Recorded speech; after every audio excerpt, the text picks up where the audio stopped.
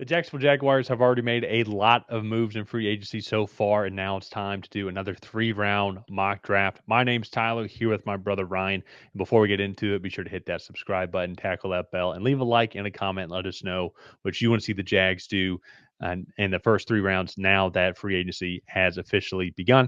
Ryan, let's pull up the slides here. So, a lot of moves so far that the Jaguars have made. De'Ami Brown has been signed. Chuma Adega has been signed. Robert Hainsey, Patrick McCarry, Jordan Lewis as well, Eric Murray. A lot of big moves overall. And I think that actually kind of bodes well then for what we ended up doing also here is like address a lot of the trenches on the offensive side of the ball. You got to protect Trevor Lawrence and a lot of talk around him. Could he improve? Absolutely. But I also think to the offensive line play needs to improve as well. So beefing up that interior for him is great. But I think one thing that could have a lot of improvement would be beefing up the defensive interior. Mason Graham is Yeah. one of the better prospects in this entire draft class. And imagine putting him in that defensive interior, and then you're going to have Trayvon Walker, Josh Allen on the other side. I think it's going to really help out a lot of the challenges that this secondary has been facing. Not secondary hasn't been great by any means whatsoever, but it doesn't help also too when their pass rush is very reliant on these guys, and there's not as much defensive interior pressure, and then you also can't stop the run either.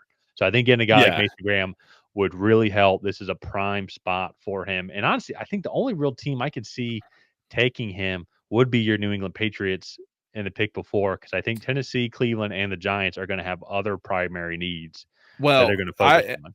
and I also don't think the Patriots are really in the Mason Graham market now, especially after just signing Milton Williams. And Fair. so Absolutely. that would be, in my opinion, very redundant.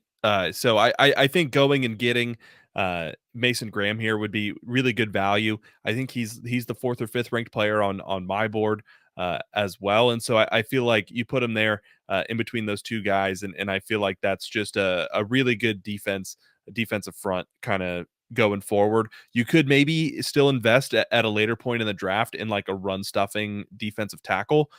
But with that being said, what Mason Graham brings to the table is he's already going to improve that defensive interior tremendously, and Yeah, so I think that's going to be just the biggest improvement that they'll make overall. Like I think of a exactly. Deion Walker, that would be another physical freak that they could look at maybe a little bit later. But all in all, this is just a really good fit. Kind of lining best player available and teams up. This is one that sticks out. This feels like Tyler Warren to the Colts, or like I guess Mason Graham to the Jags. So they could go Will Campbell, could also go Will Johnson. I do think their next pick is going to be a sweet spot for corner. And so I think if we go over there, Maxwell Hairston was still on the board. He had a really solid combine workout, was the fastest guy at the combine. And you go watch him on tape, and he does actually play that fast. And his biggest thing this past season when he struggled a little bit with injuries, but he's a really solid ball hawking corner. So now I think you put him on the outside across from Tyson Campbell. Then you have Jordan Lewis kind of as your nickel. And I think that's a really good trio there down in Jacksonville. And you already have that new and improved defensive front. And so I think that's a really good fit there. Yeah, and so this is an area they already have like addressed free agency and addressed the secondary and free agency, but it was with Eric Murray who slotted in at strong safety and then a nickel corner as well. You don't get an outside corner, and you have a very young secondary room as a whole, like outside corner secondary with Tyson Campbell being like the veteran guy in that room so far. And so I think you go get Maxwell Harrison, add some more youth, add some more competition, and at minimum, then it's like the best man wins at that point. So at least you have a lot of Yeah. good competition, and hopefully a lot of the cream can rise to the top. There's a lot of other routes they could end up going if they want to go a different route than Mason Graham in the first round. There's a lot of good defensive tackles here that's going to be available, like Tyler Williams. Darian Porter's another outside corner option as well. And then the tight end spot would be an interesting one. They do have Brenton Strange. They did let go of Evan Ingram, but I think Mason Taylor or maybe some other tight end that could be something as well that you could see them addressing. But they've already made some other tight end moves that they signed also. So it just Yeah. kind of one of those, just throwing it out there. This definitely does, to your point, definitely does feel like corner is going to be the spot that they end up going just based off where these guys are ranked. So, Yeah. uh, Well, you just also two other corners specifically. Well, you have Darian Porter there, but Trey Amos and Siobhan Ravel are going to be around this point as well. So I feel like that could be an interesting fit there. Just whatever flavor you want there. Exactly. Yeah. So you already addressed the defensive interior, addressed the outside corner position as well. I think moving on here to the third round spot, kind of a luxury pick because you have two third round picks. And so you did move on from Christian Kirk. You did draft Parker Washington a couple years ago as well. And he's probably going to be slated to slide in there. And they have also signed De'Ami Brown. I still feel like, though, to get some good youth here in the room, get Jaylin Noel, he can help be a versatile interior receiver as well.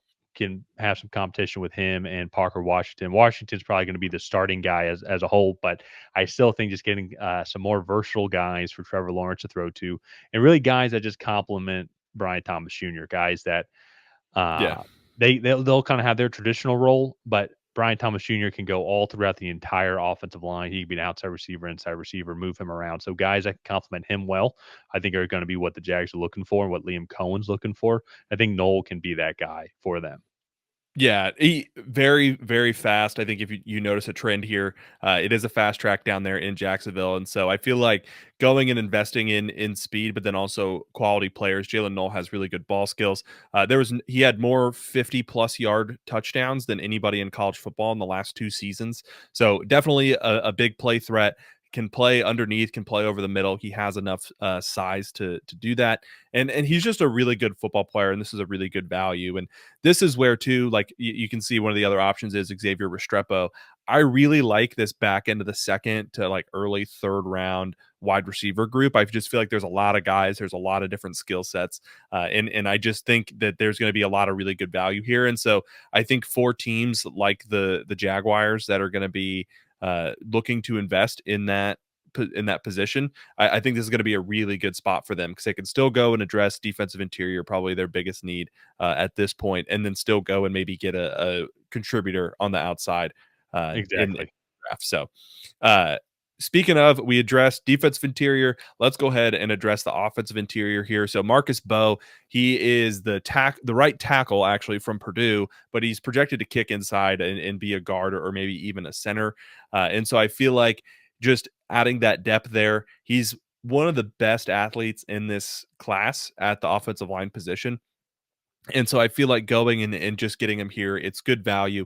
It's good depth for that interior. That offensive line has been banged up a good bit, and then he still does give you some tackle flexibility if you have to use him there. But I don't think he had the requisite length measurements at the combine, so we'll just kind of have to see how that goes. But I just feel like this is a really good, versatile offensive lineman. He hasn't been playing football for very long. He was a former basketball star, came over, started playing football, and has just really blossomed into a really moldable offensive lineman.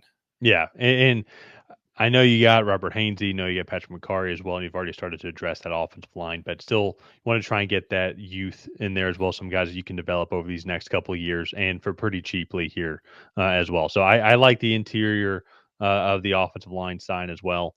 You maybe could go. I need to see where Anthony Belton was at overall on our board. He might have already been taken, but if he's there, maybe you can get another tackle and get a young tackle and just to bring in some more competition with Walker Little and Anton Harrison because those are going to be your two starting tackles. But once again, not too much behind him as well. You know, I know you Yeah. just signed Chuma also, so I think they've done it in this mock draft. It would be a good spread overall of positional need, but also then just good value as well too. And the Jags, I like the moves that they made so far because you got to protect Trevor Lawrence first things first. And so then if you're able to get Mason Graham at fifth overall, the defensive line is going to take a huge jump forward just as a whole, considering they were one of the worst defenses last year when it comes to yards allowed. And then just try and find good value at good positional areas that you need here.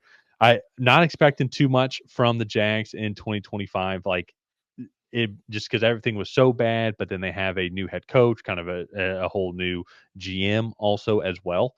So that's going to be interesting, like with their first off season together now, how are they going to end up doing? And I think they've got good picks. I think this is a good draft for them based off their weaknesses that they have. Yeah, no, I think too, for top 100 picks, I think that's going to give them a lot of flexibility to go and really target guys that they like and really improve this team on the first couple days of this draft. So, with that being said, let's go ahead, let's wrap this up here. If you guys have not already, please go ahead and like and subscribe. That is the best way to help out the channel. While you're down there, leave a comment on what you thought of this Jags 3-round mock draft. Did you love it? Did you hate it? What would you have done differently? None of that. We'll see you guys next time.